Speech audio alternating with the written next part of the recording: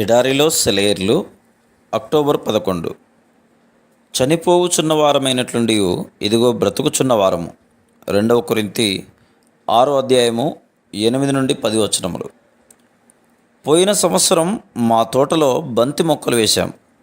ఆ మొక్కలు మా తోట హద్దులు దాటి బయటకు మొలిచాయి.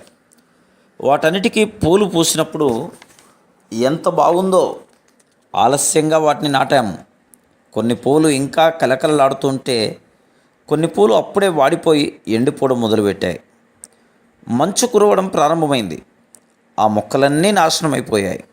నేను అనుకున్నాను, బంతిపూల కాలం అయిపోయింది, ఇవన్నీ ఇక కనిపించవు, వాటికి వీడ్కోలు చెప్పేశాను. ఒకప్పుడు కలకలలాడుతూ ఉండి ఇప్పుడు వెలవెలబోతున్న ఆ మొక్కలున్న ప్రదేశం వైపుకు వెళ్ళడం మానేశాను. కానీ కొన్నాళ్ళు గడిచిన తర్వాత ఆ మొక్కలున్న ప్రదేశం అంచుల్లో లెక్కలేనన్ని బంతి మొక్కలు మొలుస్తున్నాయని మా తోటమాలి చెప్పాడు. నేను వెళ్ళి చూశాను. చలికాలంలో నాశనం అయిపోయిందనుకున్న ప్రతి మొక్క 50 పిల్ల మొక్కల్ని మొలిపించింది. కురిసిన మంచు, చలిగాలులు ఏం చేశాయి? అవి పువ్వుల్ని వాడగొట్టి నేల రాలిపోయేలా చేశాయి. తమ మంచు పాదాలతో వాటిని నేలలోకి అనగద్రొక్కాయి. ఇక మీరు తలెత్తలేరు అనుకుంటూ వెళ్ళిపోయాయి. అయితే ఆ మంచు విడిపోగానే ప్రతి మొక్కకి అనేకమైన పిల్ల మొక్కలు సాక్షులుగా లేచి మరణం ద్వారా మేము బ్రతుకుతున్నాము అన్నాయి. దేవుని రాజ్యంలో కూడా ఇంతే. మరణం మూలంగా నిత్యజీవం వస్తుంది.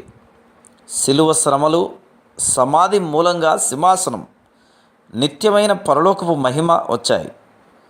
ఓటమి వల్ల విజయం కలిగింది. శ్రమలకు భయపడకండి, ఓటమికి బెదిరిపోకండి. మనం కూలిపోయినా నాశనమైపోము. ఇలాంటి అనుభవాల వల్లనే మనుషులు బలవంతులవుతారు. అయితే కనిపించే విషయాలకు లొంగిపోయి లోకం వెంట వెళ్ళే వాళ్ళు వెంటనే వికసించి క్షణమాత్రం వైభవంతో కనబడతారు. కానీ వాళ్ళ అంతం వచ్చినప్పుడు అది శాశ్వతంగా ఉంటుంది. నీ జీవితాన్ని నష్టాల్లో గణించు, లాభాలతో కాదు.